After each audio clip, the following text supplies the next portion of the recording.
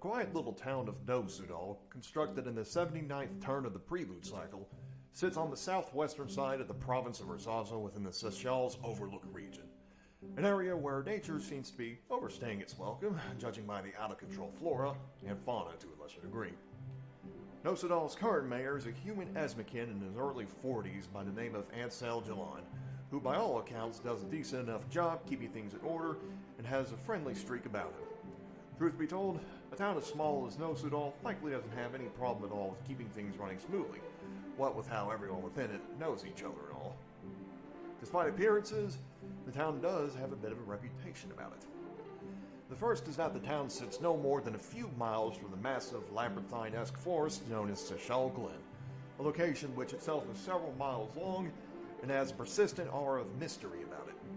Very few enter the forest to begin with, due to how easy it is to get lost within it, even if they did discard its unwelcoming reputation, and as such, very little is known about the location as of the present day. Should one somehow make it to the southwestern end of the forest, they'll find themselves within spitting distance of the Stone Throat.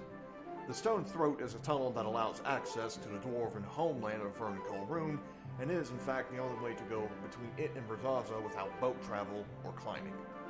Considering what one has to go through, in both senses, to get to the Stone Throat, it sees next to no traffic, making the guards stationed on either end of the tunnel wonder what the point of them being stationed there is.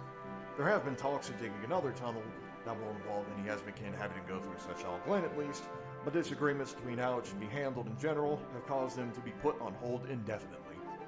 Those wishing to get to or from Vern are better off taking a boat to or from Verzoza's port city of Fesco.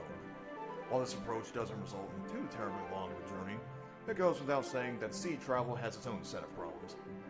Still, most would prefer to roll the dice on that rather than go through a seemingly never-ending forest and risk being lost forever. Another bit of history the town has is in regards to how it obtained its name. The town was named after a human man by the name of Nousudal, who found it with his Iolan lover by the name of Aradu Saralat, and 24 other Esmakin around 20 years after Verzoza was found and settled on by the Centennials. The short version of the Centennials' story was that they were 200 individuals who came from a large, desolated island, the name of which that was lost to time, on the eastern side of the world that was running dangerously low on natural resources, and eventually wound up sailing west to rebuild. Some of the 24 Esmakin that tagged along with Arada were native to Verzoza, while the rest were part of the Centennials. They all ventured to the southwestern side of Verzoza from the now ruined city of Priel to escape the tyranny of another human man by the name of Ertir Ostudia, Verzoza's first duke, as well as the leader of the Centennials, for he was the one who came up with the idea to sail west to begin with.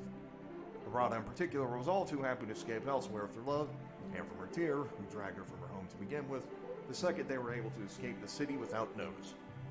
Eventually, the 26 Esmakin found a good spot not too far from Seychelles Glen and spent the next few months building up the town that would be known as Nousudal, furnishings and all.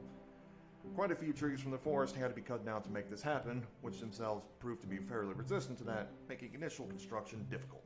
Determination proved to be the victor, and eventually the town was completed.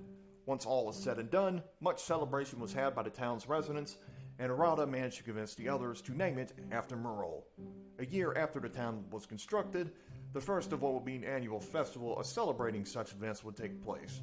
Eventually, the town became too crowded, so a few of the elves that came to the town, with the aid and permission of Morrowind and Arada, left Nousudal to take up residence in Seychelles Glen.